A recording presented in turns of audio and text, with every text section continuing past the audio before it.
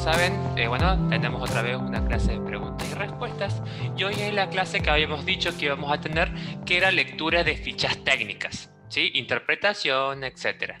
Hoy vamos a estar justamente con una sección de interpretación de fichas técnicas. En esta interpretación de fichas técnicas vamos a ver cómo desde la ficha técnica de un inversor y desde la ficha técnica de un panel solar, cuáles son las características que tenemos que tener en cuenta específicamente para saber cómo hacer la conexión más óptima en el sistema.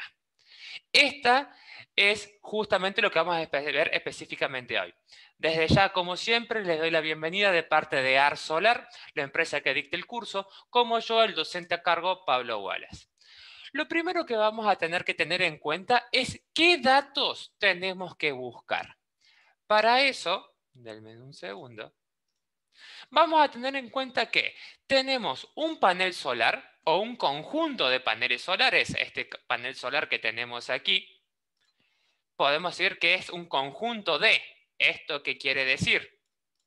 Que yo acá, capaz, tengo 3 paneles solares o 4 paneles solares.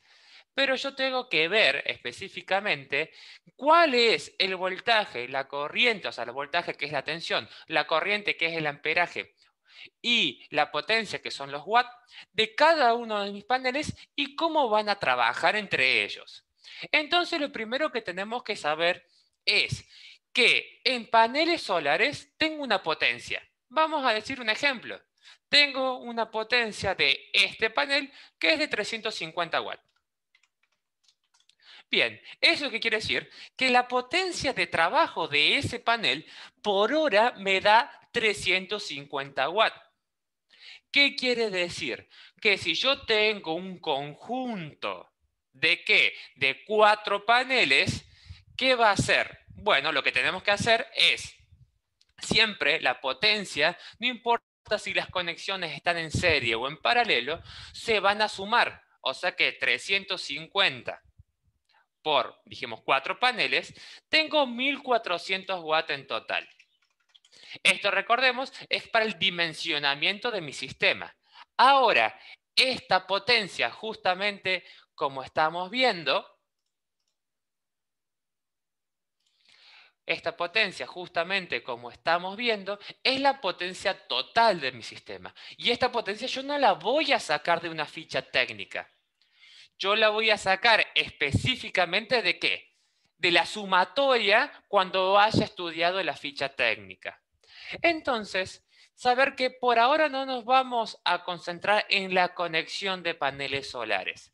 Lo que nos vamos a hacer es concentrarnos de dónde sacar esa información para que después, posteriormente, pueda hacer la conexión correctamente de mi sistema. Lo primero que tenemos que saber es que cuando nosotros investigamos el mercado, dicen, bueno, este es un panel solar de 24 voltios, este es un panel solar de 12 voltios, este es un panel solar de 48 voltios. Ahora, bien está que los paneles no son esos valores. Esos son valores comerciales para estándares, pero no existe un panel que tenga valores prefijados. Por ende, como yo les había dicho, y si no se los dije antes en clases anteriores, se los vuelvo a decir, nosotros no deberíamos conectar paneles de distintas calidades en serio paralelo. ¿Por qué? Porque sus tensiones nunca son iguales. Por ejemplo, vamos a decir que este panel, como dijimos, tiene una potencia máxima de 350 watts.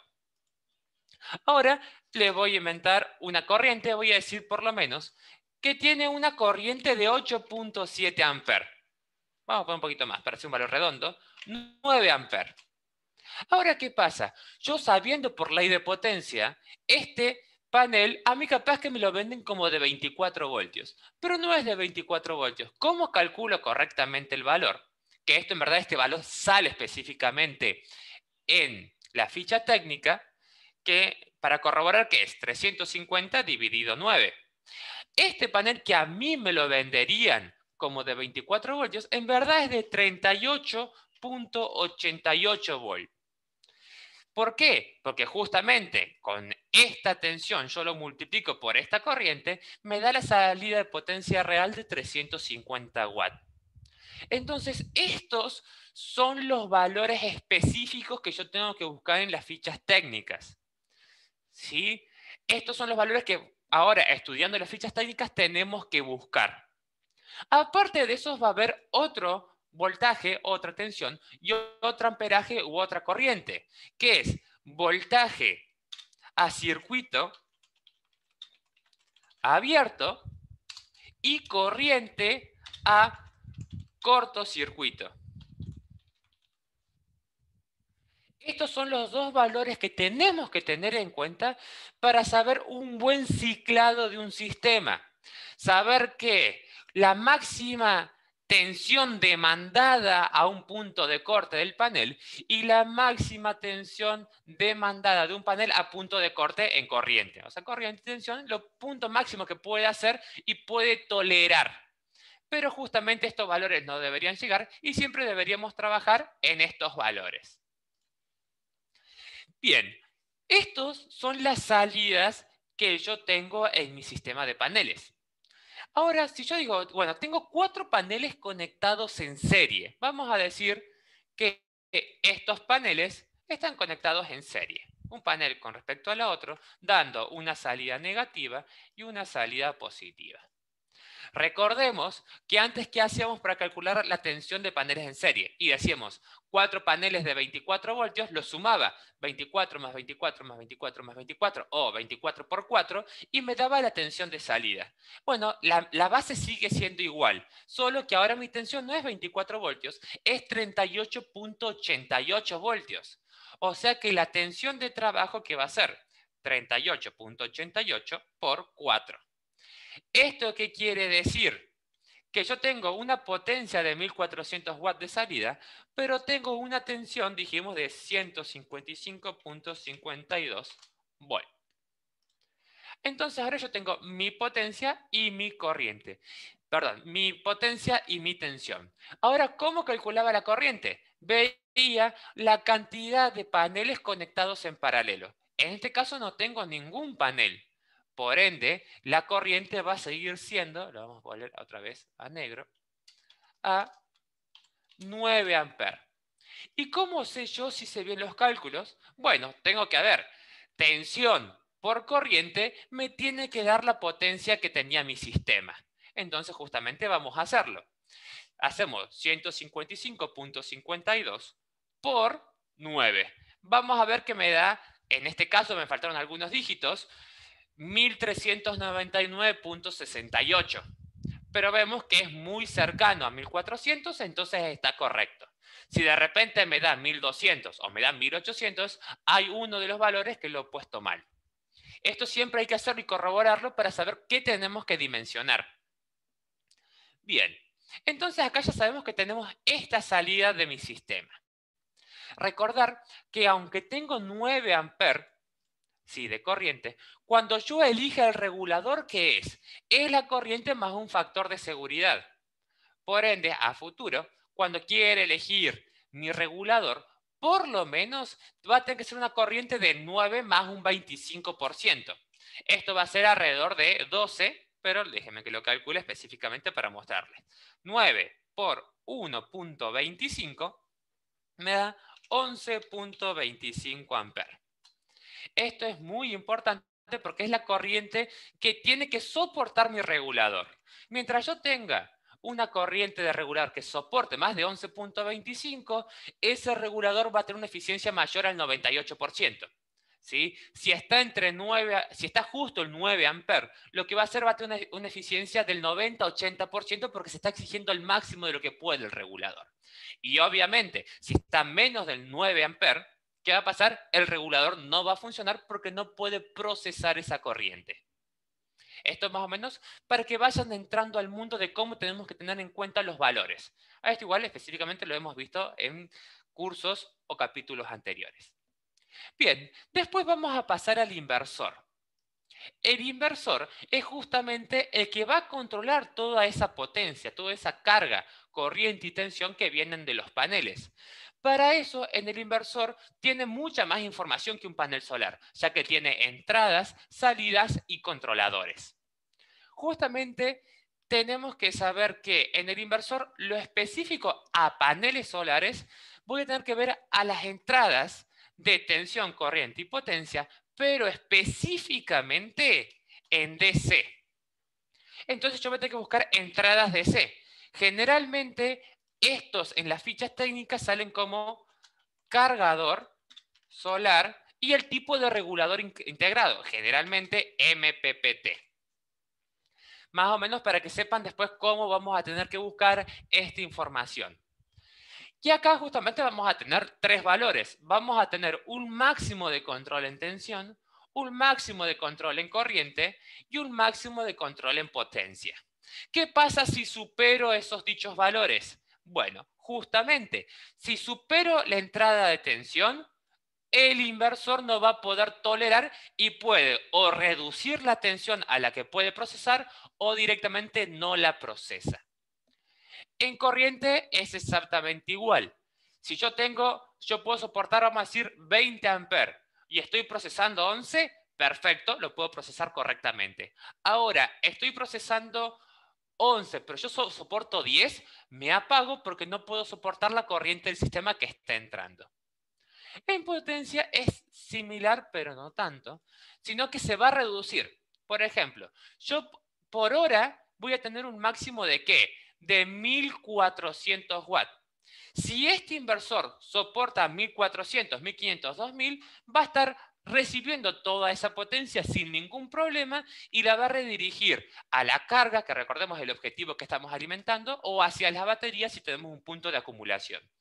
Pero si en algún momento mi sistema dice que procesa hasta 1000 Wh y estoy procesando 1400, lo que va a hacer el inversor va a poder aprovechar los 1000 watts, pero esos 400 watts no los va a poder procesar.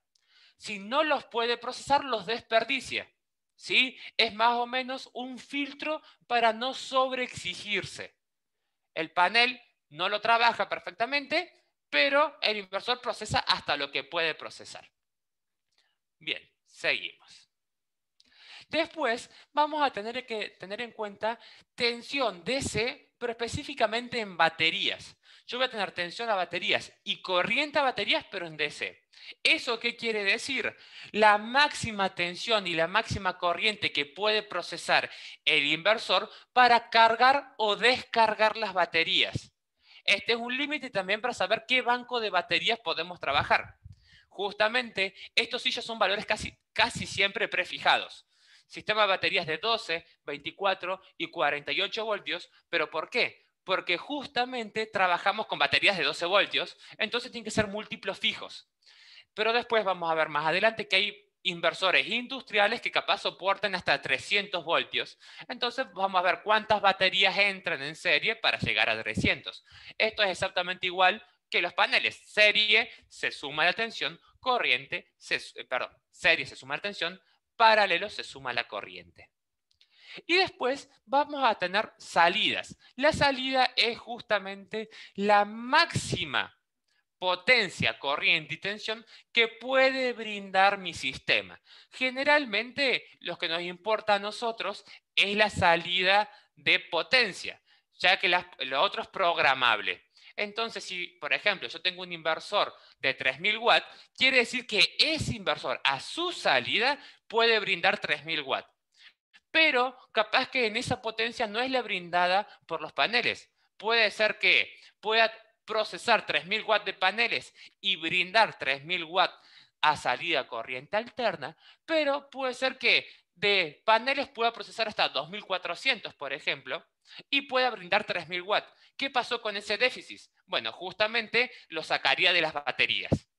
Entonces sacaría 2400, aunque yo procese 3000 watts de los paneles, solo saco 2400 watts de los paneles y 600 watts de las baterías porque el regulador no puede procesar tanta energía de los paneles al mismo tiempo.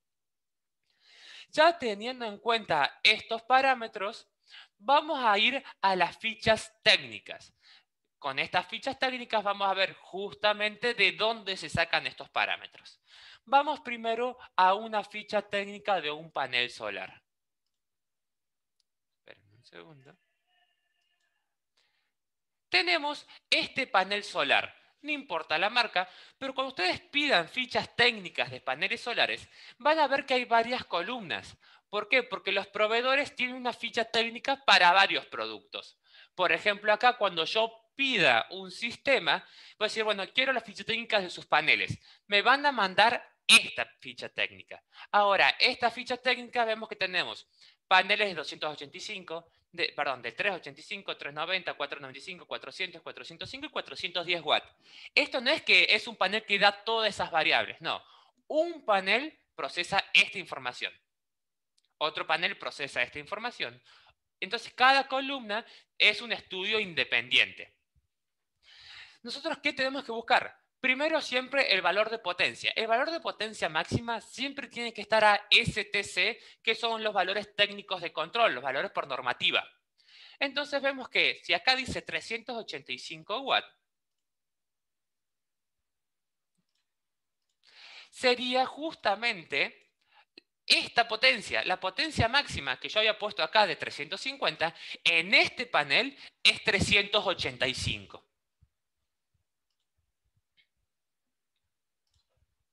No. Bien.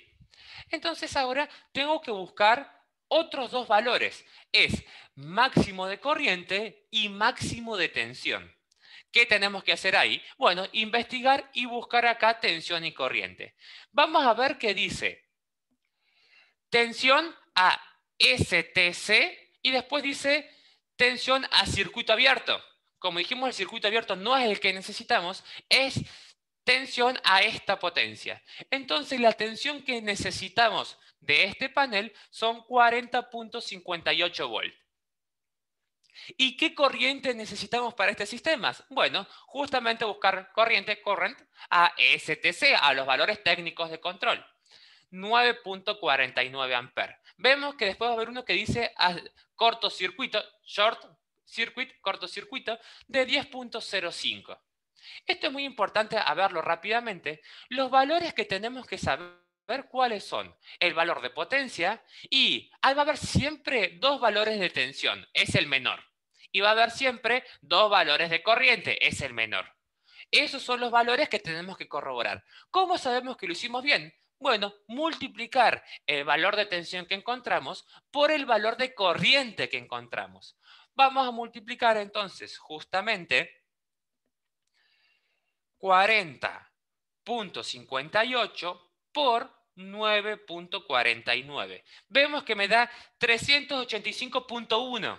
Vemos que estamos cerca de 385, además ahora nos pasamos un poquito, pero el déficit es mínimo, porque capaz que está un poco redondeado, capaz que acá era 40.57999 y esa es la diferencia que nos marca, pero si nos da similar al valor que tenemos, es que está correcto. ¿Qué pasa? Vamos a hacer ahora como si lo hubiéramos elegido mal. Vamos a decir que elegimos una tensión de 48 en vez de 40. Entonces vamos a poner 48 por 0.47 por 10 amperes. 10.02, que es la otra corriente. Me da 485. Vemos que no nos da el valor que teníamos, entonces es un valor erróneo. Entonces, para hacer un correcto uso, tenemos que volver a ver la ficha técnica. Después, hay valores muy importantes que tenemos que saber. Por ejemplo, este panel solar dice que tiene valores NOCT. ¿Qué son los valores NOCT? Son los valores fuera de las características normales de trabajo. Sería un día nublado, un día que está lloviendo, un día al amanecer o al anochecer cuando las horas solar pico estamos fuera de las horas solar pico. Ahí que me dice que este panel solar va a procesar 37 voltios en vez de 40, pero va a seguir trabajando con su corriente. ¿Con qué corriente? Con una menor también, 7.6. ¿Esto qué quiere decir? En las horas solares pico, los días normales, mi panel solar procesa 385 watts. Pero en un día nublado o fuera de las horas solar pico, que sabemos que son de 10, 11 de la mañana a 6 de la tarde, fuera de esas horarios solar pico, este panel, en vez de procesar 385 watts hora, ¿cuánto va a procesar? Bueno, va a procesar 37.67 por 7.6. Va a procesar 290 watts. Vemos, esto es muy importante que siempre me preguntan, el panel solar sigue procesando potencia un día nublado, pero que procesa menor corriente, menor tensión, por ende, menor potencia. ¿Qué estoy haciendo acá? Y perdí más o menos un 20%, el panel va a estar trabajando a un 70-80% de su eficiencia normal. Esto más o menos ustedes ya pueden decir, bueno, de esta forma sé cuánto voy a procesar un día normal. Y si yo digo, no, en verdad en mis días tengo muchos días nublados. Bueno, podemos procesar un promedio de este valor y el otro valor que era 285. A ver, ¿cuánto era? Sí, 285, si no me equivoco. 286. Todo un promedio. Entonces yo sé que en el día que esté nublado me va a faltar un poco de energía, pero el día que esté soleado, el extra que hice el cálculo me va a cargar el faltante. De esta forma podemos hacer un buen control. Ahora, justamente lo que tenemos acá son otros valores muy importantes. Son valores de pérdida por temperatura. ¿Qué pasa? Esta eficiencia que tenemos acá puede ser por dos cosas. Por sombras, un día nublado, o por días que yo tenga una temperatura mayor a 25 grados centígrados. Arriba de los 25 grados centígrados, que justamente acá dice temperatura normal 44, pero esta temperatura, si yo al panel solar lo pongo pegado al techo, tengo que saber que la temperatura de trabajo, que es el NOCT, también son las características en sistemas fuera de sistema, o sea, fuera de 25 grados centígrados, fuera de 1000 watts de radiación o sombras, me dice que puede procesar hasta 44 grados. Pero esos 44 grados son temperatura de trabajo. ¿Qué es la temperatura de trabajo? Es justamente que el panel, cuando está a 25 grados centígrados ambientes, está a 25 grados el panel. ¿Sí? Y cuando procesa la energía, levanta más temperatura. ¿Por qué? Por X causas. Puede ser, por ejemplo, tengo un techo de losa y parte refleja la temperatura del panel, entonces calienta más el panel que la temperatura ambiente. Entonces, esa temperatura de trabajo en verdad puede variar de más 10, más 15 o más 20. Generalmente es, mientras yo me separe del panel solar al techo por más de 20 centímetros, solo hay que sumar 10 grados extras. Por ende, si soporta 44 grados de temperatura de trabajo, sería alrededor de 34 grados de temperatura ambiente. Más o menos. ¿Qué pasa cuando yo supero esos 34 grados reales de temperatura ambiente?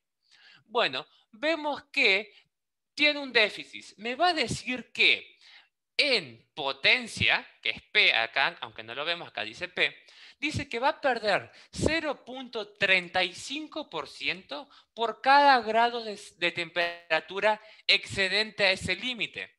Vamos a decir que en vez de 34, que habíamos dicho que era el real, pasamos a 44, tenemos 10 grados extras. Esos 10 grados lo multiplico por 0.35 y me da 3.5. ¿Qué quiere decir? Si yo tengo 10 grados excedentes de temperatura de mi límite, perdí un 3.5% de la potencia total. ¿Qué quiere decir? ¿Cuánto perdí en 385 watts? Lo que tengo que hacer, ¿qué es? 385 por 0.03. Me dice que a una temperatura elevada de más 10 grados, perdí 11 watts. En vez de liberar mi panel solar 385 watts, me va a estar liberando 374. Es capaz una pérdida insignificante, pero en un conjunto capaz de 10 paneles que trabajan 4 o 5 horas al día, puede ser una diferencia de 1 o 2 paneles más. Entonces es muy importante saberlo. ¿Sí? Después, bueno, tenemos características técnicas de cuánto pesa, las dimensiones, máximo voltaje que puede trabajar este sistema, pero es el panel. Si yo quiero poner paneles en serie, recordemos que esa tensión va a pasar de panel a panel. Acá me dice que soporta hasta 1500 volts este panel. Entonces, el panel, ¿cuántos paneles soporta en serie? Bueno, justamente, ¿qué tenemos que hacer? Buscar la tensión máxima que va a trabajar el panel. buscamos la de cortocircuito, perdón, circuito abierto. Vemos que es 48 volts. Vamos a decir 50 para redondear. ¿Qué hago? 1500 dividido 50 me dice 30 paneles. Entonces, este panel, para soportar la tensión en serie que va a soportar los componentes de ese panel solar hacia la salida, puedo conectar hasta 30 paneles en serie. Esto es algo para saber ya sistemas industriales, ya que 30 paneles en serie son sistemas capaz para un parque solar, una industria, etc. En domicilios, como mucho, haremos un solo armado de 10 paneles en serie y capaz ya no sobre tensión. Bien, perfecto. Entonces, esto sería paneles solares. Vamos a hacer una vista rápida a otro panel solar. Por ejemplo, tenemos este. Este es otro tipo de panel solar un poco más simplificado, pero vemos que tiene paneles solares ¿de qué? De 225, 230, 235 hasta 260 watts. Tenemos sus características mínimas, máxima potencia, circuito abierto. Vemos que tenemos máxima potencia voltajes, tenemos 2 voltajes. Acá están al revés. Tengo que elegir el que está abajo, que es el menor. Y también tengo corriente a cortocircuito y corriente a potencia máxima. Vemos que es de las corrientes, la menor. Acá nos dice módulo de eficiencia. Esto es la eficiencia real que va a tener procesando. No es que a esta potencia le tengo que bajar a un 13.8%. No, es que de los 1000 watts que está brindando el sol, solo proceso el 13.8, que serían 225 watts. Más o menos para que los tengan en cuenta. Acá este panel es un poco menos deficiente, o un poco más deficiente, perdón.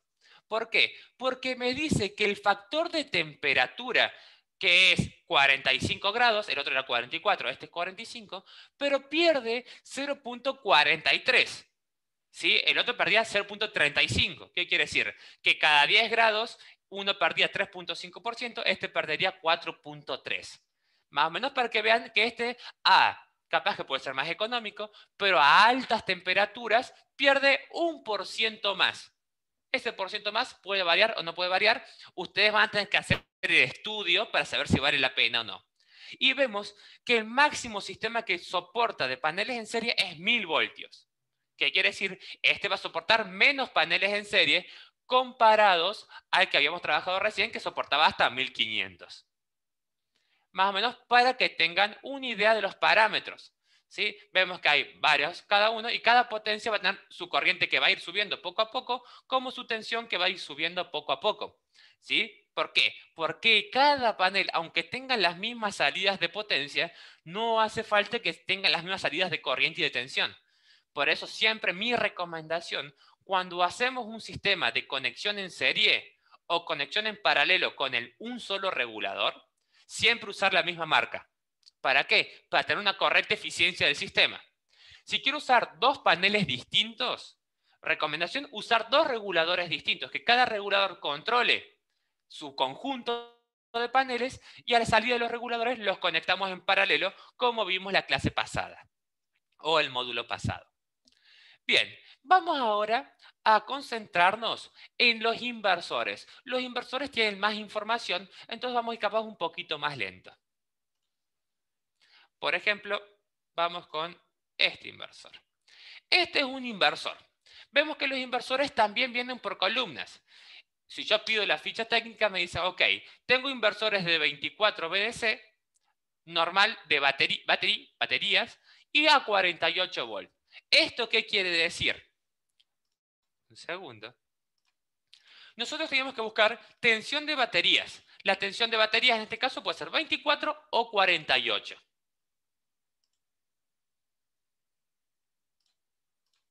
Seguimos. Después me dicen tres valores muy importantes que es salida del inversor. Recordemos, output es salida. Me va a decir que rate power es potencia nominal o potencia de control. Me dice 2000, 3000, 4000, 5000, 5500. ¿Eso qué quiere decir? Es la potencia de mi inversor. Este es un inversor de 2000 watts, este de 3000, de 4000 y así sucesivamente. Source power. Source power es pico de corriente. Este pico de corriente no se tiene que tener en cuenta para controles nominales. únicamente se tiene que tener en cuenta para que soporte picos de arranque de motor. ¿Qué quiere decir? Este soporta 2000 watts, pero si hay un pico de arranque que por 1 minuto, 5 minutos o 10 segundos, esto dependiendo de la calidad de cada elemento, va a decir que soporta hasta 4000 watts. Estos son picos momentáneos por periodos cortos de tiempo que el inversor los puede procesar. ¿Sí? Esto es muy importante siempre cuando tenemos muchos motores, más que todo en industria, que generalmente si una heladera tiene un pico de arranque no va a ser mayor a 1000 watts. Entonces, si yo tengo 2000 watts, un pico de arranque me lo subió por un segundo a 3 bajo, no superó los 4, así que no hay ningún problema. Seguimos, y esto es algo muy importante que muchos me preguntan. Where from? Tipo de onda. Siempre para un trabajo óptimo para un sistema, tiene que ser esta onda sinusoidal pura.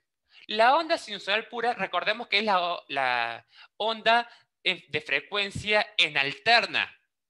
La onda de frecuencia alterna, cuando es sinusoidal pura, procesa cualquier consumo. Va a poder alimentar heladeras, televisores, lavadoras, cocinas, iluminarias, etc.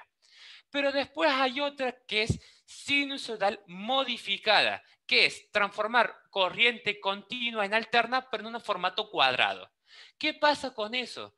Que hay algunos elementos que necesitan ese manejo leve de la onda y que no van a funcionar. Obviamente, una cuadrada a una pura es mucho más económico. ¿Cuánto? Y capaz de $300 a $500. Pero una onda cuadrada, capaz que no funciona un computador si el computador no puede procesar esa señal, no funciona la heladera o la nevera porque no procesa esa señal. Entonces tenemos que tener en cuenta, capaz para abarcar iluminarias, una cocina eléctrica o consumos específicos que toleren esa señal, no hay ningún problema. Pero si tenemos consumos como heladeras, lavarropas o lavadoras, aires acondicionados, estos inversores no nos sirven. Justamente este, que es pura, sí nos sirve específicamente. Seguimos. Este inversor tiene AC, salida en corriente al objetivo, de voltaje programable de 220 a 240 voltaje en corriente alterna o corriente, ¿sí?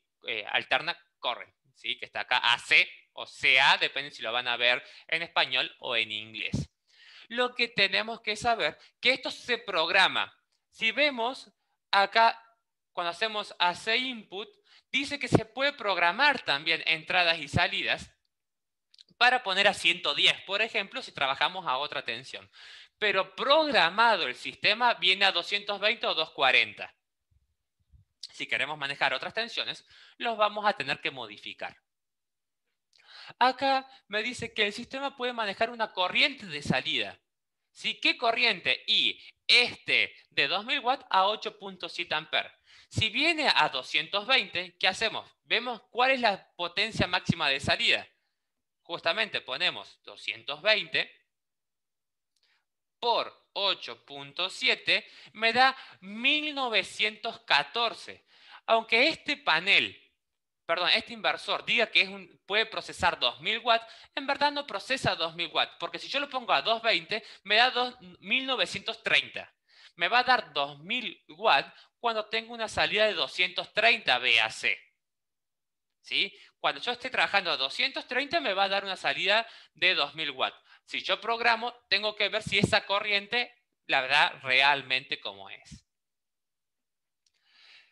El tiempo de transferencia es está a 10 milisegundos, pero se puede programar a 20. Estos son controles que únicamente es para saber los controles que quieren ser para que prenda, que apague, que suelte una alarma o que se corte.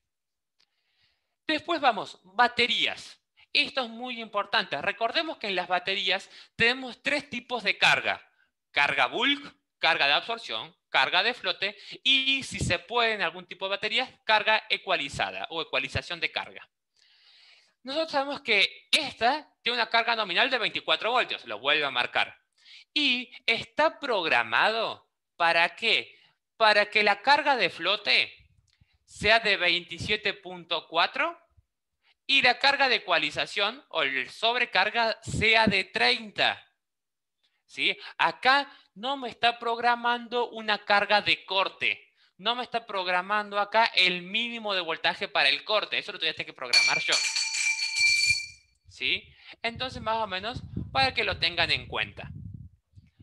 Entonces, a 48 voltios es distinta. Tiene una carga de flote hasta 34.8 y una carga de sobrecarga, que sería el punto de ecualización, de 60 VDC. Estos son los valores que permite programar el inversor prefijados. Si yo quiero poner otro valor, porque mi batería es de litio y tiene otro valor, es AGM y tiene otro valor, bueno, eso va a ser dependiendo de la calidad, la marca que hayan conseguido, en la ficha les va a decir justamente cuáles son los valores que tienen que prefijar en el inversor. Si no, directamente no se modifican y dejan los estándares. Entonces ya vimos baterías, ya vimos entradas y salidas AC. Vamos ahora, y este es el más importante de todos. Solar carga, como dijimos, carga solar, que sería la parte de paneles solares al inversor o al regulador. Este es un inversor que ya viene con regulador incluido, por ende no sería regulador aparte. Lo primero que tengo que ver es máximo PV array. ¿Qué sería? Es la máxima de tensión de paneles conectados en serie que puede soportar este inversor. En este caso me dice 145 VDC. ¿Qué quiere decir? Que yo puedo tener de salidas de paneles solares hasta un máximo de 145 volts. Vamos un ratito a lo que habíamos trabajado antes. Habíamos dicho que en este conjunto de 4 paneles, perdón, teníamos una salida de 155 volts, que serían esos 155 volts en corriente continua. Ahora, ¿qué pasa? Mi inversor no tolera esta extensión. Entonces, si yo quisiera armar paneles en serie, ¿qué tendría que hacer? Cortar este sistema aquí a la mitad y conectar estos paneles en paralelo. Tener 2 en serie y 2 en paralelo. ¿Qué pasaría si tengo 2 en serie y 2 en paralelo? Solo sumaría 2 tensiones del inversor y sumaría 2 corrientes del inversor. O sea que estaría un promedio de 80 volts, 18 amperes, más o menos. Vamos a ver si eso lo llega a procesar este inversor. Procesa hasta 145. Perfecto, 80 lo procesa. No hay ningún problema. Podría procesar en sí hasta 3. Pero en este caso, si yo necesito 4, tendría que ver la forma de conectar esos 4 sin agregar paneles. Entonces, ahora tengo acá Array MPPT Voltage, que sería el máximo voltaje de mayor eficiencia del inversor. Me dice, aunque tolera 145 VDC, para procesar el 100% real de esta información, recomienda estar entre 30 y 130. 80 está en el medio, sería el ideal entonces poner 2 paneles en serie para este inversor. Standby power, ¿qué sería? ¿Cuánto consume el inversor si no está procesando energía? O sea, fuera en el horario noche. Dice que procesa 2 watts por hora. Ese es el consumo que usted tiene que tener en cuenta. Que, bueno, al día me va a estar consumiendo alrededor de 48 volts más o menos, para decir las 24 horas por 2 watts. Después, acá me dice máximo PV array. O sea, me dice cuánta es la máxima inyección de los paneles al inversor que puedo armar. Acá me dice que justo este sistema de 24 procesa hasta 2000 watts. ¿Qué quiere decir? Si yo tengo un inversor de 2000 watts, procesa 2000, perfecto, procesa lo máximo. Pero justamente acá tenemos un inversor de 3000 watts que procesa la misma cantidad de energía. ¿Qué quiere decir? Que en un inversor de 3000 watts puede dar una salida de 3000 watts, pero en conjunto de paneles, si supera los 2000 watts, el extra no lo estaría procesando. Después, este tiene de 4000 watts y vemos que el de 3000 procesa más de paneles de lo que puede brindar a la salida. El de 4000 procesa la misma cantidad y el de 5000 y 5500 procesa menos de lo que puede brindar realmente. Justamente acá tenemos que ver que mi conjunto total de paneles en este no supere los 2000 watts de salida y en este no supere los 4000.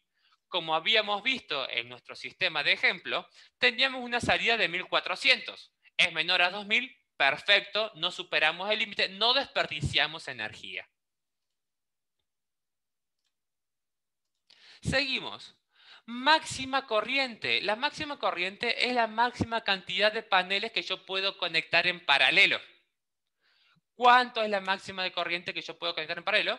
80 amperes. ¿Qué vemos? Mi sistema, ¿cuánto iba a tener? Y si yo conecto 2 en paralelo, era 18 amperes. Más el factor de seguridad, 22.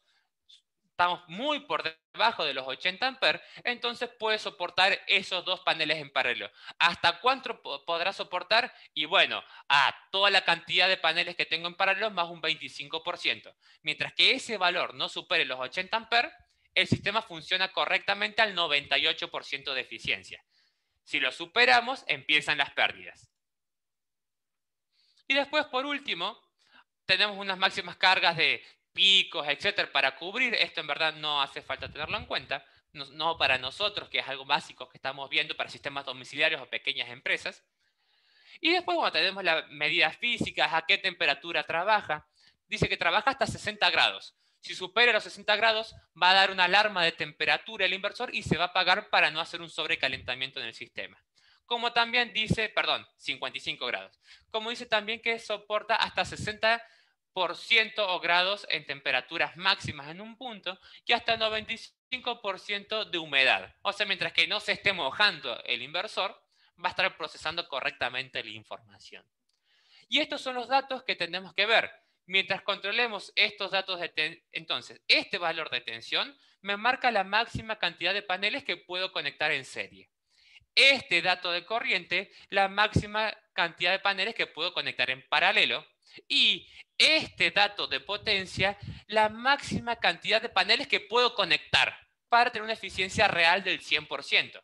Si mi array, mi conjunto, mi armado de paneles, en total, sabemos que no importa en serie o paralelo, la potencia se suma, supera esos 2000 watts, vamos a decir, tengo 2100 watts en mi armado, solo voy a brindar 2000 watts, porque esos 100 watts se van a desperdiciar porque no los puede procesar el inversor.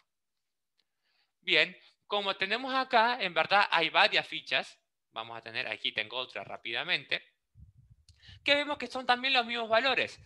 Tengo, bueno, acá, vamos a ver si le puedo maximizar la calidad.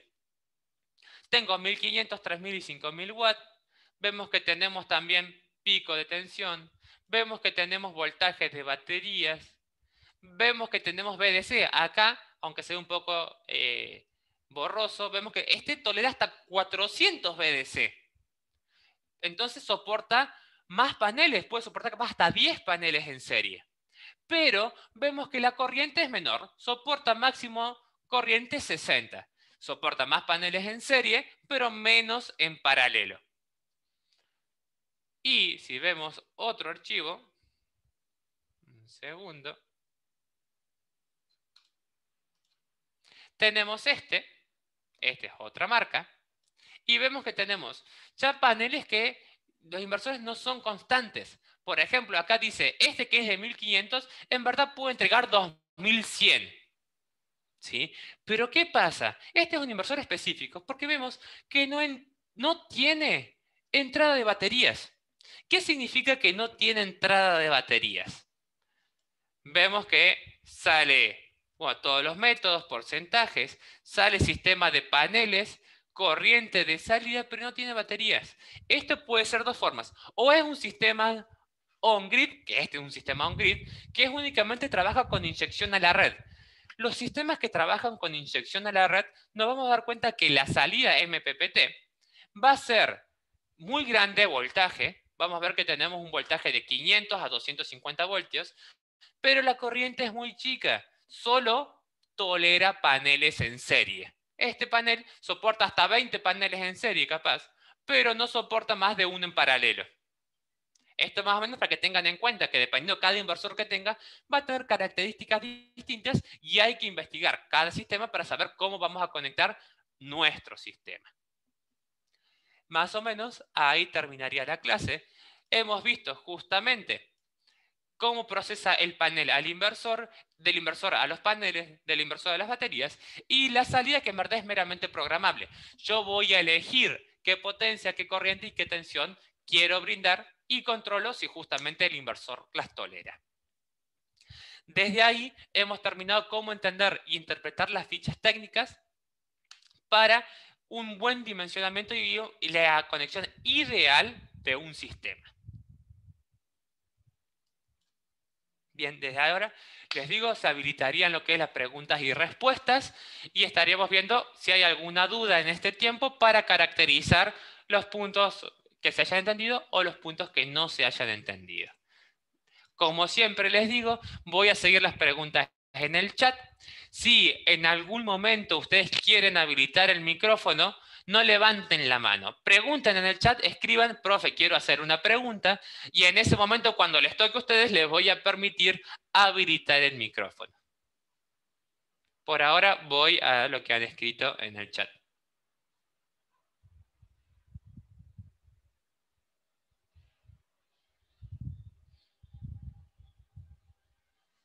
Un segundo que quiero ver las preguntas. Bien. Francisco, que me has hecho una pregunta en su momento. Yo no puedo hacer, como les digo, no puedo interrumpir porque esa clase queda grabada y para que los tengan y la puedan revivir después, revisar en cada uno de los momentos. Pero hay dos elementos, hay dos frecuencias. Está la frecuencia sinusoidal pura y la frecuencia sinusoidal cuadrada o modificada que se le conoce. Estas frecuencias alimentan consumos en alterna. Los dos alimentan consumos en alterna. Solo que pasa, la onda sinusoidal pura alimenta todos los consumos. No importa qué en alterna va a ser alimentada mientras que trabajemos a la misma frecuencia. ¿Esto qué quiere decir? Es muy importante saber que en Argentina se trabaja a 50 Hz, pero en Colombia se trabaja a 60. En Chile también se trabaja a 60. Entonces tenemos que saber bien específicamente qué frecuencia estamos trabajando para no inyectar 50 Hz a 60. Solamente eso. Ahora, la onda modificada, hay algunos elementos que no la pueden procesar porque no detectan esos cambios cuadrados erráticos y necesitan el uso suave de una onda sinusoidal. Entonces, ¿qué pasa?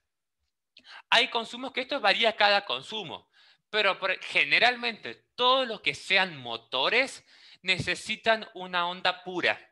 Una heladera o nevera, una lavadora o lavarropas, un aire acondicionado, generalmente necesita un consumo de onda pura.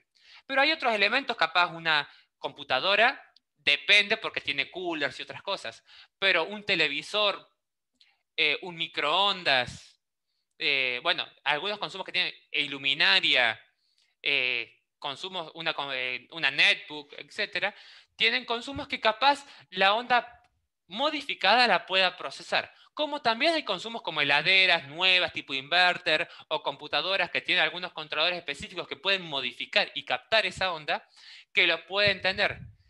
¿Qué les recomiendo yo para ver? O van a la ficha técnica de cada producto que iba a decir qué tipo de onda procesa, o si no, en verdad, ustedes si conectan una onda que necesita onda pura con una modificada, no se va a quemar por un lapsus de media hora de uso. Entonces, ¿en sí qué va a hacer? Ustedes tratan de prenderlo. Si no prende, es que no lo toma. Y si prende, es que lo toma. Así que no se preocupen. Si funciona el sistema y se van a dar cuenta que una onda modificada no capta ese consumo. Bueno, Ricardo que ha saludado en su momento. Bien. El factor de degradación, perdón, justamente estos los paneles no tienen, generalmente eso está en la garantía del producto. La garantía del producto vamos justamente a hacer, tenemos otra clase planificada para la próxima, que vamos a ver tipos de paneles y dependiendo la calidad, si es monocristalino, policristalino, silicio tipo N, silicio tipo P, celda partida, celda cuadrada, celda superpuesta, cada uno tiene unas garantías distintas. Pero más o menos para que tengan en cuenta, todo panel debe tener una garantía de 15 a 25 años y una degradación de a 25 años del 95 al 85%. ¿Cómo se hace la degradación? Esto es dependiendo de la calidad del producto, pero más o menos es 0.3% anual por los primeros 3 años y después de los 3 años siguientes 0.01% anual. ¿Esto qué quiere decir? Mientras más tiempo pase de uso, se va degradando más lento el panel solar. Y eso es muy importante saber que los primeros 3 años son los puntos de más degradación del panel solar. Por ende, siempre tratamos de poner paneles en su conjunto nuevos al mismo tiempo para que una degradación no le afecte a la otra. ¿Dónde pueden revisar la grabación? En el grupo que a ustedes le ponen dicho contenido que vamos a estar, que ya puede entrar, etcétera. Ahí cargan los links de grabación, ¿sí? Que cuando se termina, se editan y se cargan, se carga. Pero todas estas también la están cargando en la plataforma. Va a estar módulo 1, los videos del módulo 1. Módulo 2, los videos del módulo 2. Ahora está hasta el módulo 10. Ahora van a ser módulo 11, videos extras, y vamos a ver lectura de fichas técnicas, tipos de paneles, etc.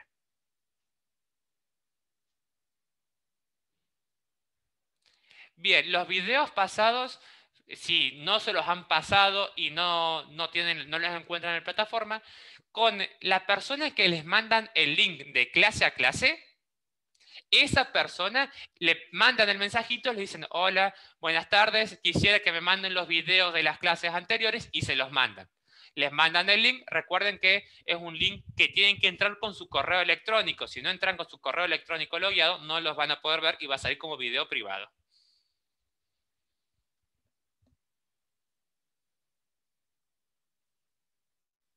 Bien, Roberto pregunta, Pablo, buenos días. Tengo una duda. Si nos dice que el inversor es de 3000 watts, ¿esta potencia es de entrada DC o salida C?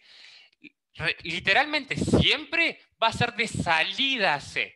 La entrada DC puede ser la misma o no, por eso tenemos que ver en cargador solar, array, potencia en array, o sea, potencia de sistema, y ahí nos va a decir cuál es el máximo de potencia de entrada DC. Eso puede ser la misma, puede ser mayor o menor, dependiendo de la calidad del producto.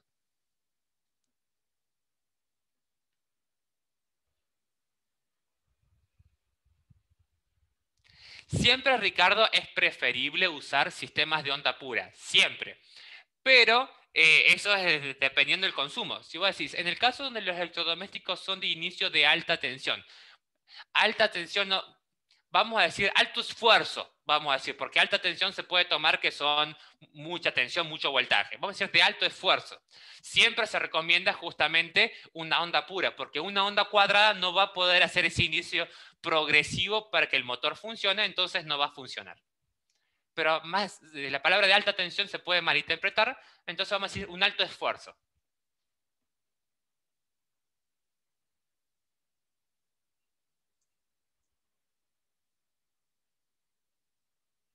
Bien, Romero me dice, profe, soy Javier Romero de Perú. Una pregunta, tengo un kit de 3000 watts, pero un día no sale el sol o dos y ya no funciona. ¿Qué solución puedo tener? Bueno, estos kits solares tenemos que ver que dice que son de 3000 watts, pero vas a tener que hacer un estudio de tus paneles, ver cómo están conectados, de qué potencia son realmente y qué inversor tenés. La recomendación es, si vos tenés un 3000 watts de consumo, y generas 3000 watts, ahí no te va a alcanzar para un día nublado, porque todo lo que estás consumiendo lo estás generando. Y si un día nublado, en vez de generar 3000 watts, generas 2500, ¿qué pasa? Que no va a llegar al uso de la noche porque se te va a acabar antes el sistema. ¿Qué tenés que hacer? O ver específicamente que vas a tener un limitante. Capaz tenés un limitante en los paneles y con un panel más cubrís la demanda. O, por ejemplo, capaz que vos estás generando 3000 y estás consumiendo 2400 watts. Entonces, en verdad, un día nublado también procesás esa energía normal. Ahora, ¿qué pasa? Capaz que tenés un limitante en las baterías. ¿Por qué? Porque vos podés almacenar hasta 1000 watts. Y si puedes almacenar hasta 1000 watts, aunque generes 4000, de noche se te va a cortar la luz igual. Entonces ahí vos vas a tener que ver, como hemos visto en capítulos anteriores, cuál es tu limitante y saber cuál tenés que ampliar.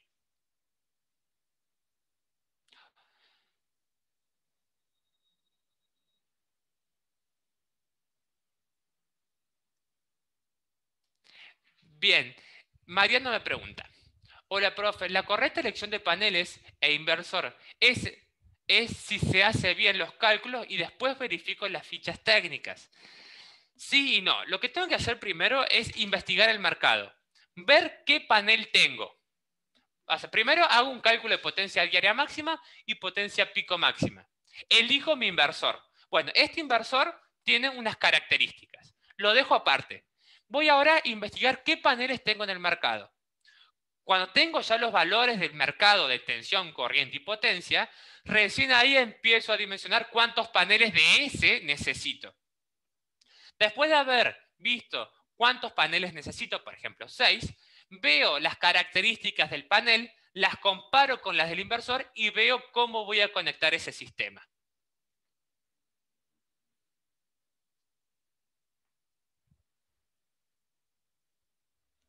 Bien, Walter, la pregunta que me hace el profesor sería, bueno, una clase con un video donde explique esto para ver las conexiones. Justamente tenemos el video, lo que nos falta es el audio. Apenas termine con ustedes, voy a estar en la empresa agregándole audio hablado a una instalación que hicimos. Cuando la terminemos y la terminemos de editar, que espero que sea hoy a la tarde, ya haremos unos detallitos y también se subirá ese video a la plataforma. ¿Qué pasa? Que hemos hecho el video y ahí el audio se escucha con mucho ruido por la instalación, las máquinas, etc. Entonces lo que vamos a hacer es, mientras yo estoy trabajando, que ya está hecho el video, voy a estar explicando qué estoy haciendo en el video para entender correctamente qué se hizo paso a paso. Pero ya estamos haciendo, tenemos varios videos que tenemos que agregar la voz hablada extra y ya se lo vamos a ir compartiendo.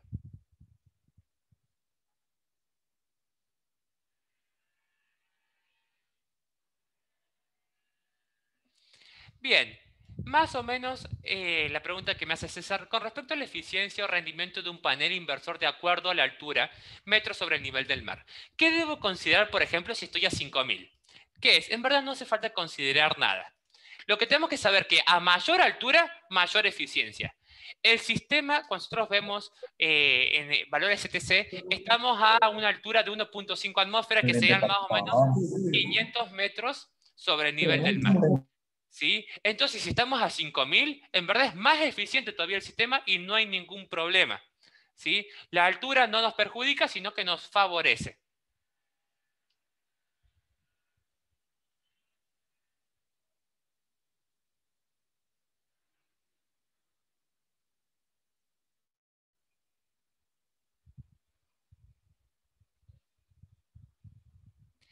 Justamente la pregunta que es Abelardo.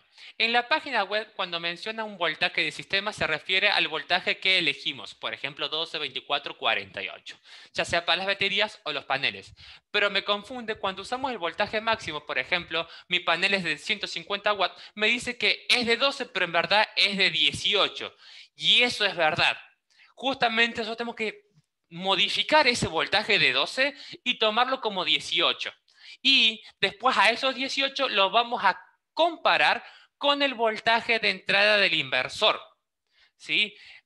Siempre cuando ustedes les vendan un panel de 12, 24, 48, en verdad le están mintiendo. Ese voltaje no existe. O mejor dicho, es un voltaje reducido de la eficiencia. Entonces, ¿qué pasa? Si yo trabajo con un panel a 12 voltios, pero el panel es de 18, estoy perdiendo un 30% de la potencia del panel. Entonces yo lo tengo que dimensionar con 18 voltios para procesar esos, en este caso eran 385, pues eran la potencia máxima que puede tolerar el sistema. Entonces esto es muy importante que tengan en cuenta. De ahora en más, cuando hagan un dimensionamiento, siempre vayan a la tensión máxima del sistema, del panel solar, y la van a comparar con la tensión máxima BDC del inversor. Si el inversor tiene que ser siempre mayor al conjunto de paneles en serie.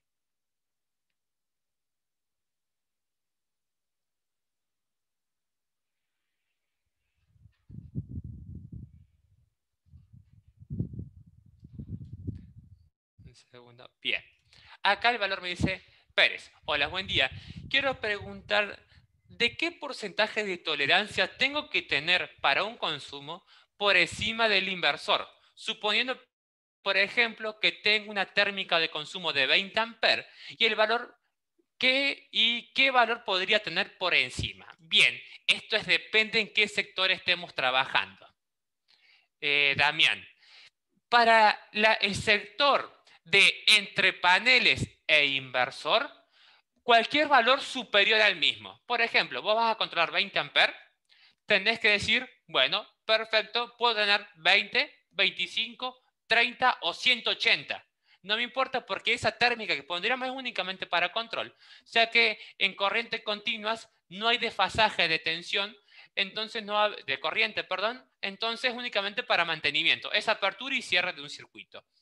Pero justamente cuando estamos trabajando en la salida a baterías o la salida a corriente alterna, sí tenemos que tener en cuenta y tendríamos que controlar, esto ya es más eléctrico, 3 corrientes: corriente de proyecto, corriente nominal y corriente máxima admisible por un conductor, que sería el IB, el IN y el IZ. Esto se llama índice eléctrico. Pero ¿qué tenemos que saber? Que la corriente de consumo sea siempre la menor, la corriente de proyecto. Por ejemplo, me dio una corriente de 60 amperes. Mi corriente nominal tiene que ser mayor a eso. ¿Cuánto va a ser? 65, 70, etc. La siguiente mayor es suficiente.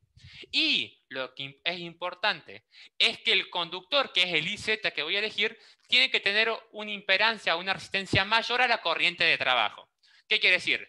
Yo consumo 60 amperes, yo puedo controlar 70, pero soporto 80. Entonces ese es el elemento ideal para hacer un dimensionamiento de controladores.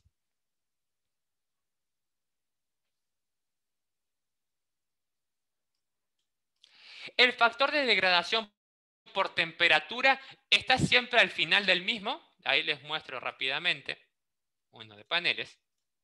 El de degradación es en las especificaciones, vemos acá coeficiente por temperatura, coeficiente por corriente y coeficiente por tensión. ¿Sí? Yo lo que tengo que ver de temperatura, de potencia. Entonces, esta es la degradación que yo tengo. ¿Sí? Coeficiente por pérdida de temperatura en potencia. Dice menos 0.83% por cada grado centígrado. Este es el factor que vemos. ¿Sí?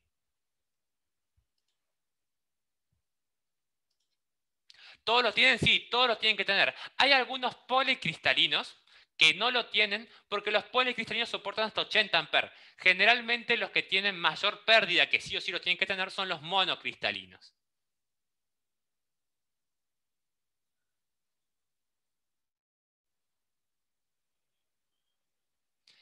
Buena, Oscar. Ahí, bueno, tendrías que ver los capítulos anteriores para hacer un dimensionamiento específico. Podés hacer la grilla de consumo, utilizar la calculadora que está ya cargada a la plataforma, o si no, el ideal, agarrar tu boleta de luz, pinza amperométrica, calcular potencia pico y con la boleta de luz el consumo mensual lo dividís por 30 y es el consumo diario. Ahí tenés la cantidad para el inversor, la cantidad de paneles que necesitarías con el factor de seguridad y ahí aplicarías todo lo que vimos en los módulos anteriores.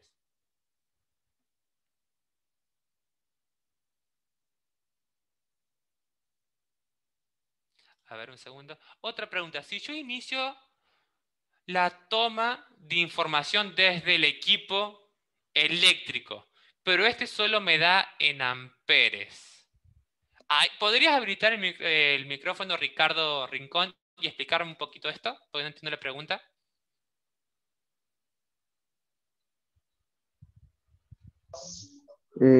Voy, profe. Sí.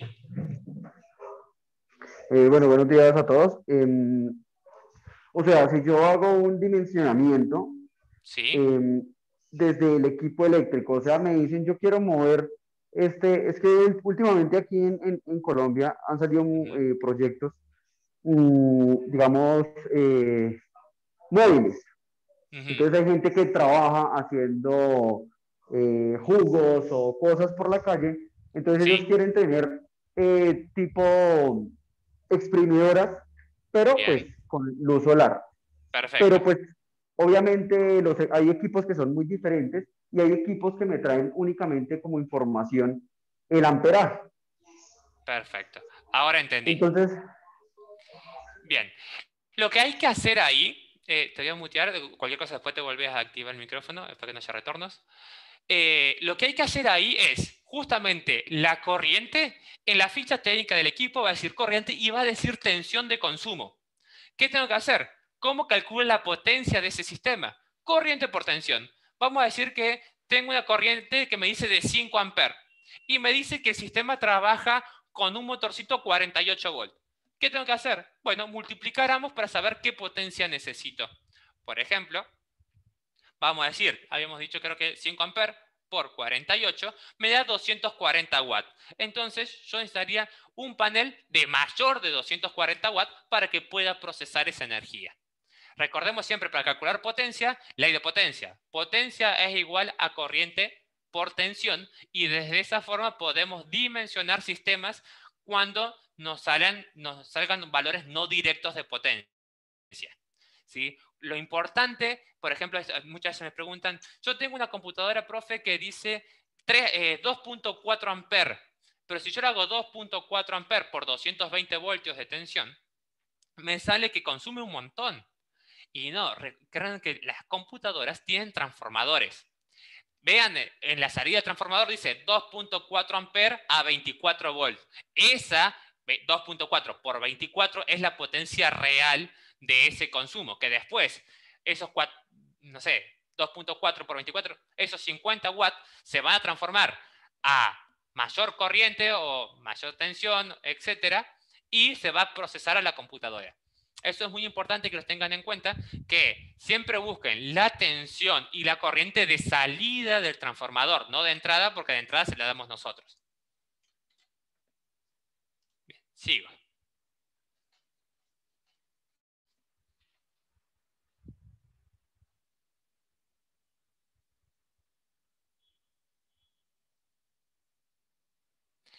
Bien, acá tengo una pregunta de Walter, dice, profe Walter de Colombia, para hacer un dimensionamiento si tengo una bomba lapicero de 1 pulgada y solo se enciende una vez por semana durante 1 hora para llenar 2 tanques de 1000 litros. Bueno, lo que vas a tener que hacer vos ahí es, para que sea relativamente factible, hay dos formas. O un conjunto grande de paneles sin baterías o un conjunto de baterías con capaz 1 o 2 paneles. ¿Por qué? Porque vas a tener que los paneles toda la semana, que voy a decir que es una vez por semana se prende. Entonces, toda la semana va a estar cargando con 2 paneles por 5 días ese tanque, esas baterías. Y después voy a sacar toda la energía de las baterías para que cubra el consumo del motor. Cuando hacemos consumos así, que se hacen un alto consumo, pero en poco tiempo, a la semana, ni siquiera a diario, se hace un conjunto chico de paneles, un conjunto un poquito más grande de baterías que pueda almacenar toda la energía de uso de ese motor, y después lo que se hace es, aunque se desgasten mucho las baterías, tenés una semana para, con los pocos paneles que tenés, volver a llegar al 100% de esa batería. Ahí tendrías que ver cuál es el consumo real de esa bomba y saber cómo dimensionarla.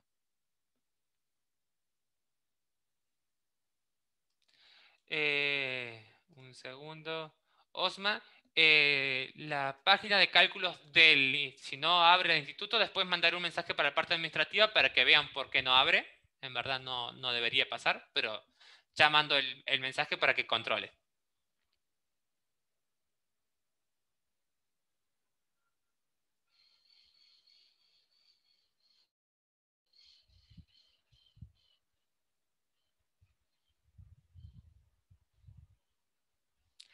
Bien.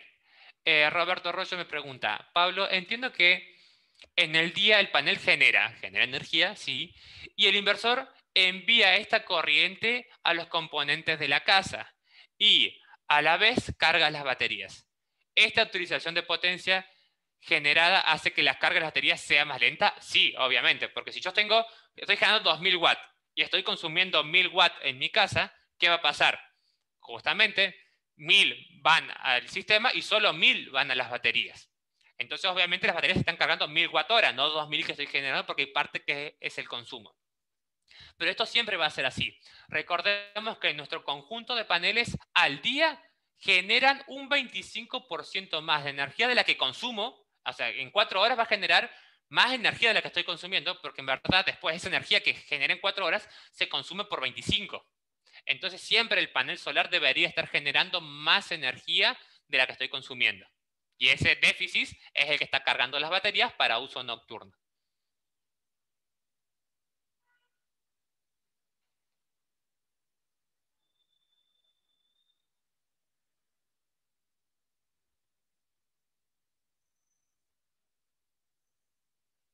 Bien, perfecto. La pregunta que me hace Ignacio, que es una muy buena. Buenas, para una instalación que es de verano, ¿qué tengo que hacer con mi sistema en sí? Es buenas, para una instalación donde el consumo se da en algunos meses del año. Ejemplo sería una casa de verano. Se calcula el consumo máximo de momento de utilización. ¿Qué hago con baterías o inversores para un momento que no haya consumo? Mi recomendación, Ignacio, hacerte un sistema híbrido. ¿Qué sería? O un sistema on-grid. Por ejemplo, de 12 meses al año, solo lo consumís 2 meses. ¿Qué vas a hacer? Haces un sistema on-grid. ¿Qué vas a hacer? Durante 2 meses tu consumo, tu sistema tiene los paneles y la energía que inyectaste por otros 8 meses a la red. ¿Esto qué quiere decir? Por 8 meses vos vas a estar generando energía, pero se la estás vendiendo a la cooperativa, al controlador. Y después eso te queda, capaz que no sea tanto para sacarla, pero te va a quedar un saldo a favor. Entonces, ¿qué haces? Ahí decís, bueno, yo te inyecté en 8 meses 20 kilowatts diarios, bueno, en estos 2 meses puedo sacar 1.000.000 de kilowatts y los tengo almacenados a mi favor. Yo creo que sería el sistema más eficiente para las casas de verano.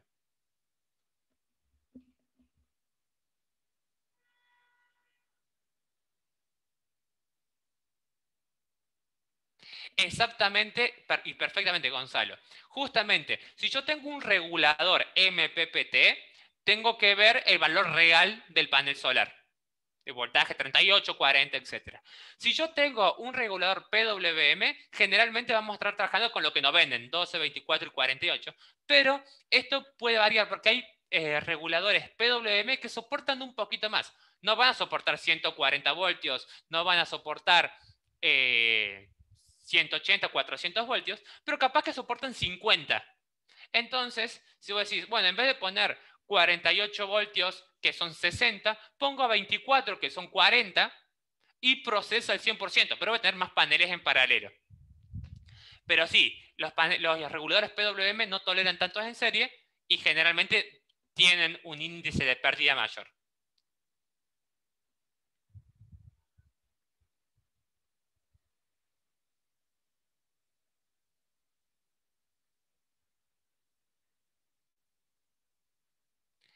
Bien, pregunta de Edgar. Pablo, una pregunta. Cuando hablamos de la potencia de un sistema fotovoltaico, este debe ser aquel que cubra la demanda total. Por ejemplo, en lo que explicaste, la potencia era de 1400. O a este hay que agregarle el factor de seguridad. Sí, recordemos que hoy en día, o sea, esos 1400 entran al inversor. ¿Sí? Pero ¿qué pasa? Esos 1400 cuando pasen por las baterías o algo, se desperdicie y salga, no sé, 1300. Entonces, justamente es mejor siempre agregar un factor de seguridad porque toda esa energía entra al inversor. Hay que ver después del inversor cuánta sale. Entonces, siempre a esos 1400, en verdad estarían cubriendo una demanda de 1300, 1320, vamos a decir, con una pérdida del 10%.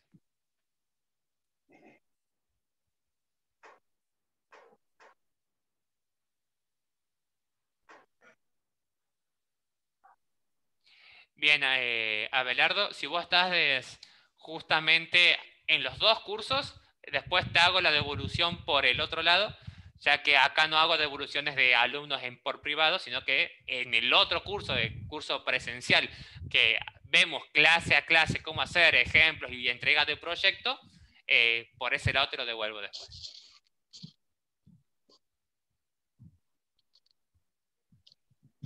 ¿Cómo sé? Sin el manual, no. Siempre en el panel solar, detrás del panel solar viene pegado una ficha técnica. Ahí me va a decir cuál es el voltaje real. No sé cuál es el voltaje real. Bueno, lo pongo al sol, pinza amperométrica, tester, toco los dos polos y ahí me va a decir qué tensión está saliendo.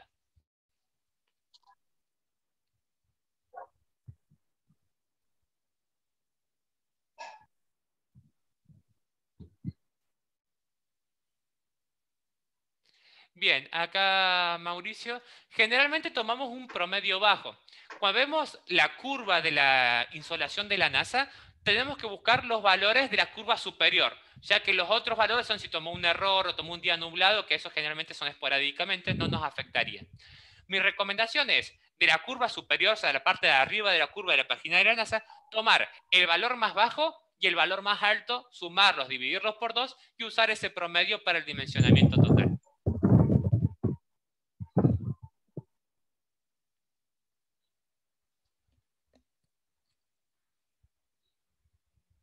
Bien, buen día. ¿Podría conectar los paneles del inversor sin protección atmosférica? Sí, se puede. Lo que pasa que es, si en algún momento hay una descarga atmosférica, se te puede quemar el inversor. Un inversor que sale $1000, te conviene ponerle $15 más de protección y protegerlo para la vida. Y decís, no, pero en mi momento nunca cayó un rayo. Bueno, acá en Córdoba hay zonas donde en 15 años no cayó un rayo y hace 2 años hubo una tormenta eléctrica y cayó un rayo y quemó inversores. Acá yo les digo, mi recomendación, yo como ingeniero, aunque estoy en el desierto y en el desierto no llueve, yo pongo descargador gaseoso. Es a elección de ustedes si quieren poner o no poner las protecciones. Eso no, yo les voy a decir siempre que las pongan.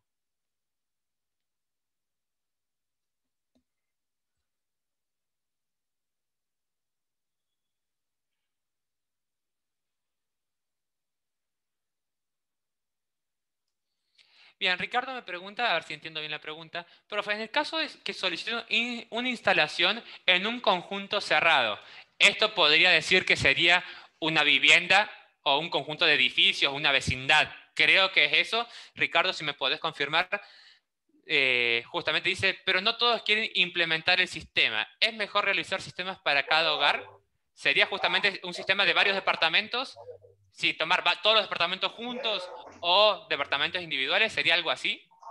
Sí, profe, serían, pues aquí nosotros les llamamos, aquí en Colombia les llamamos em, conjunto cerrado, pues a un conjunto de viviendas, a un conjunto de hogares, pueden ser de 5 a 500 casas, ¿sí? A 500 Bien, hogares. Entonces la pregunta pues va enfocada a que si no todos quieren, pero pues sí hay algunos que quieren implementar el sistema, en cuanto a costos y en cuanto a eficiencia del sistema, es mejor realizar una instalación por cada hogar o bien, una instalación en general. bien. En verdad, siempre va a ser más eficiente mientras más grande sea. Entonces, ¿qué quiere decir? ¿Por qué? Si vos dimensionás para una casa, tipo 4 personas, 4 paneles. Vamos a decir que justo dio los cálculos y son los mismos. Cuando vos estás generando para 4, te genera una cantidad de energía. Ahora, ¿qué pasa? Dimensionaste para 2 y de repente una de las casas se fue. ¿Sí? O sea, se fue un fin de semana y no tuvo consumo. ¿Qué? Y tenés 4 paneles alimentando esa casa y tenés 4 paneles más que dan fuerza al sistema para cargar las baterías, etcétera, y le dan una mayor eficiencia. Entonces, ¿qué pasa? Tenés un sistema de 500 casas, van a ser 1000 paneles solares. Y de repente siempre hay uno que está consumiendo y hay otro que en ese momento no. Entonces, podés distribuir la energía de todo el conjunto más óptimamente. Obviamente que si hay 400 casas, pero solo 200 te van a comprar el sistema, no te conviene poner para las otras. Entonces ahí tendrías que hacer sistemas individuales. Siempre lo que tenemos que saber que mientras menores sean las distancias del panel al inversor y del inversor a las baterías, va a ser eficiente. Y las distancias después en corriente alterna no modifica pérdidas. Entonces, mientras que no sea 1 kilómetro de distancia, si no hay, bueno, tendremos que ir agrandando, poner un sistema, o podríamos usar capaz el sistema que ya está integrado si se corta, por ejemplo. Tengo un barrio que ahora yo voy a hacer el nuevo distribuidor con un sistema de paneles, puedo seguir usando el tirado eléctrico aéreo para cubrir mi necesidad que le entre a todas las casas por corriente alterna. Pero obviamente si no compran todas las casas, sería el punto. Igual siempre, si hacemos sistemas grandes, tienen que hacer un control muy bueno de que la gente no se cuelgue a la luz, porque eso genera pérdidas de sistema muy grandes.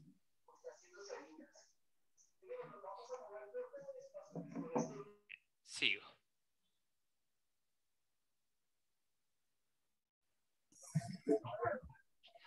La corriente de cortocircuito es la máxima soportada y entregada a las baterías. ¿Sí? Esto en verdad es para controlar que la corriente de cortocircuito, que puede ser el pico de corriente tomado, no sea mayor o mayor a la corriente. Un segundo que hay un retorno. No sea mayor a la corriente C20 de las baterías. Recordemos que hay dos corrientes, corriente de carga y descarga de las baterías. Tenemos, por ejemplo, una carga C20 y una carga C100. ¿Qué significa C100? Que la descargo la batería en 100 horas. C20, que la descargo la cargo en 20 horas. Generalmente, la carga de la batería es un C5. ¿Qué quiere decir? Busco la carga de cortocircuito del panel y la comparo. Mientras que no modifique, está perfecto. Eso más adelante lo podemos ver de último en una ficha técnica de control de cuál es la máxima corriente de carga de los paneles de las baterías y controlar si el sistema lo tolera eficientemente sin generar mayores pérdidas.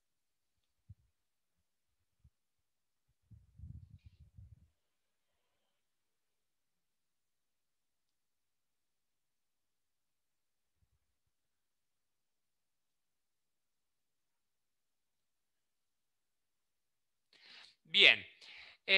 Un segundo, ¿quién es la pregunta? Jorge. Hay sistemas que si no están aprobados los on-grid, hay sistemas que se pueden conectar a la red y que no inyectan energía. Esos sistemas se llaman off-grid. Los sistemas off-grid, ¿qué es? Tienen un sistema de paneles y baterías que cubren un consumo de la casa y cuando hay energía faltante sacan energía de la red para cubrir ese déficit, pero no inyectan energía a la red. Por ende, no estarían rompiendo la normativa mientras que no inyecten el sobrante energía a la red.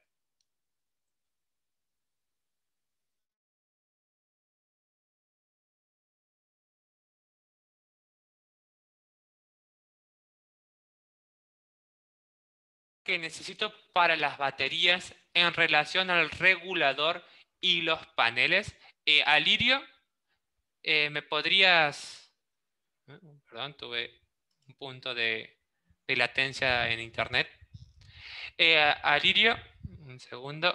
¿Me podrías especificar qué pregunta? No entendí mucho la pregunta que me has hecho. ¿Se puede recordar la carga que necesito para las baterías en relación al regulador y los paneles? ¿Me podrías especificar eso?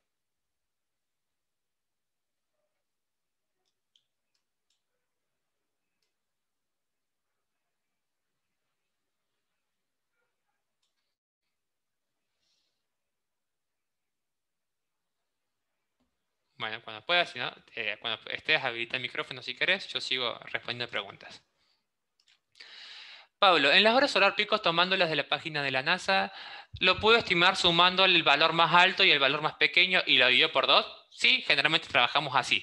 Es decir, tomo el valor promedio entre el máximo y el mínimo. Perfecto.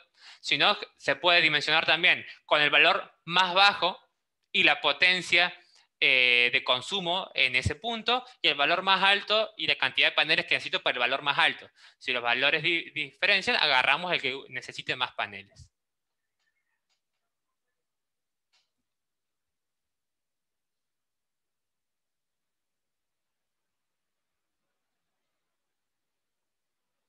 Bien, Darío, tengo instalado un sistema solar a un lugar de la casa, está a unos 35 metros y tengo a 35 metros. Y depende, si los paneles están conectados relativamente cerca del inversor y después la salida del inversor está a 35 metros, no habría ningún problema. Si está la parte de paneles al inversor a una distancia de 35 metros y tenés que ver que no se genere una caída de tensión mayor a la tolerable, que es el 3% de la línea.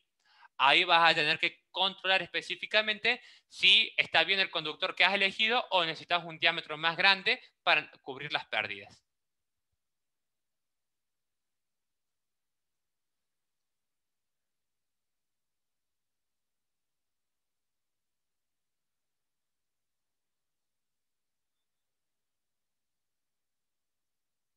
Bien, esto depende. David me pregunta, quería consultar, si yo hago un dimensionamiento de una cantidad estimada de potencia, por ejemplo, un cliente me dice que probable que más adelante agregue, por ejemplo, otro aire acondicionado. ¿Lo hago con esa tolerancia o cuando vaya a instalarlo más adelante? Eso es dependiendo del cliente. Si le tenés que decir al cliente, mira, yo te lo puedo instalar ahora y que te sobrepotencia y el sistema sea más eficiente, o te lo instalo, pero cuando vos quieras agrandar el sistema, vas a tener que llamar a otro técnico que te va a cobrar otra vez. Mi recomendación, si ya hay un objetivo fijo, ponerlo desde el principio. Pero eso también lo elige el cliente.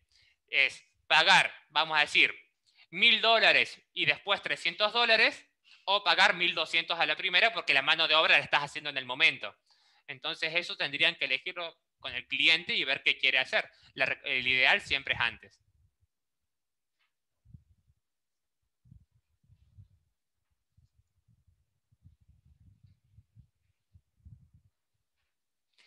Bien, buen día, profe.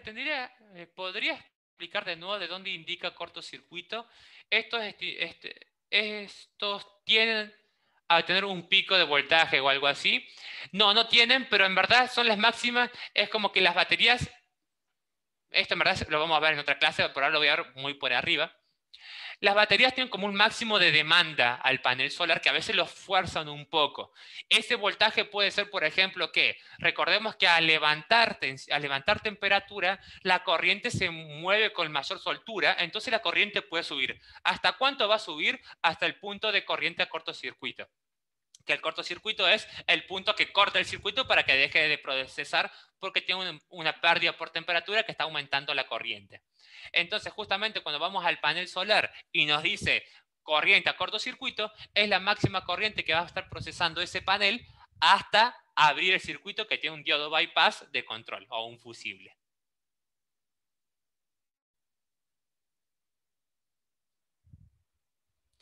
Bien, Darío, si el inversor está cerca de los paneles y la salida es en corriente alterna, 35 metros no es mucho. Mientras que no supere los 60 metros y usa un cable de 4 milímetros como mínimo, la distancia es efímera, no hay problema. Es más, a 35 metros capaz que podrías usar un cable de 2.5, pero yo recomendaría que sea de 4.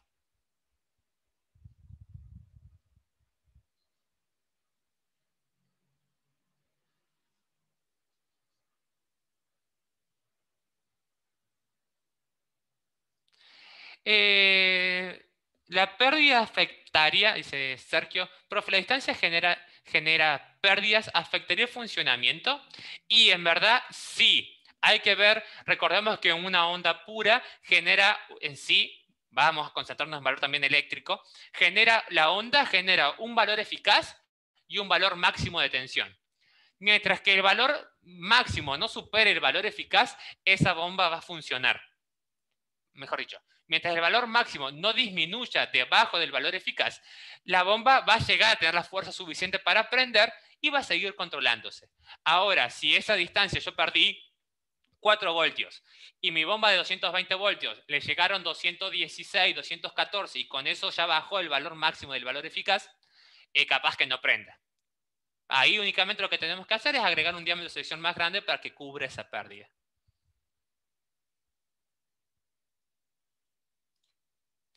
Más o menos los valores pico es dependiendo de la calidad. La última pregunta que más o menos voy a estar respondiendo, que es creo que lo que hay. Manuel pregunta, bueno, ¿de dónde saco los valores pico de los electrodomésticos?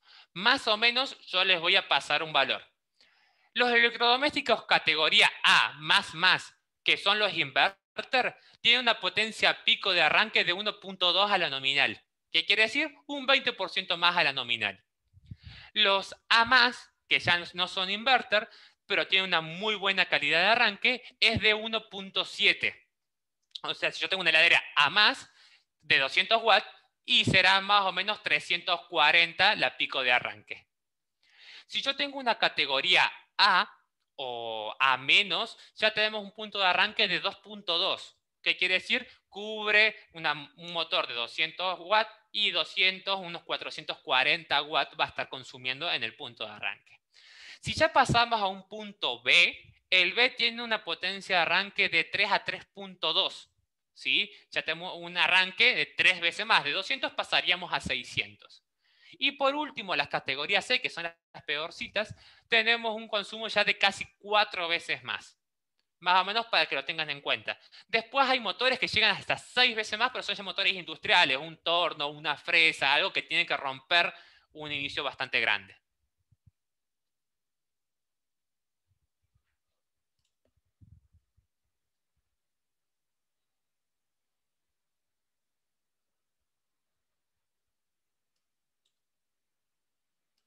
Buenas, sí. Cuando ustedes terminan hacen todos los capítulos, hacen el examen que tienen, etcétera, la empresa les da un certificado de aprobado con las horas de estudio que tiene el curso. ¿Sí? Pero lo tienen que terminar. Hasta que no rindan el examen y hagan todos los módulos, la empresa no les da certificado.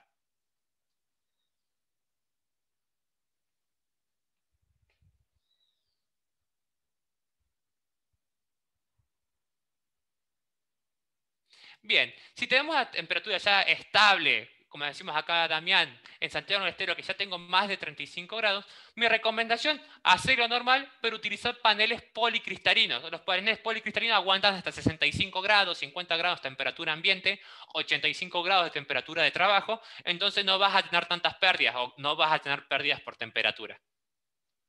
Lo único que digo, no uses monocristalinos, que los monocristalinos silicio tipo P, lo que hacen, tienen mucha pérdida por temperatura y capaz que estés perdiendo un 15%, no, 15% capaz sea mucho, un 10% de cada panel. Bueno, chicos, hemos terminado las preguntas. Espero que se haya entendido cómo se tienen que leer las preguntas, etcétera. Estaríamos haciendo nuevas clases. Vamos a hacer una clase extra que va a ser de programación en un sistema, en un inversor. Y vamos a estar cargando también los videos de instalaciones que hemos hecho para que tengan una idea de la práctica, cómo se está trabajando. Y bueno, ahí vamos a estar viendo.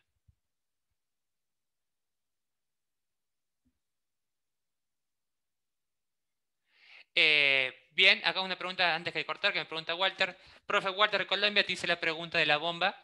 Si yo subo el nivel del tanque para que se llene más seguido, ¿es mejor? Eso lo tenés que ver vos. La bomba va a tener el mismo consumo. Que el tanque esté más alto, la diferencia va a ser que tenga más presión de salida. Pero al estar más alto va a generar más consumo en la bomba para cargarla. Ahí vas a tener que ver específicamente cuánto consume la bomba y cómo cargar el espacio. Si querés, para la próxima clase, el próximo módulo que tengamos de preguntas y respuestas, trae realmente la potencia de ese motor, trae el tiempo que funcionaría y las horas solar pico de tu lugar de trabajo y hacemos un pequeño ejemplo del tuyo para que quede de ejemplo grabado para la clase. Bien, chicos, entonces desde hoy nos estaríamos viendo, que tengan un buen fin de semana, un buen comienzo de los días siguientes y bueno, como siempre, yo, Pablo Wallace, como Arsolar, los despide para la próxima. Nos vemos, chicos. Bendiciones.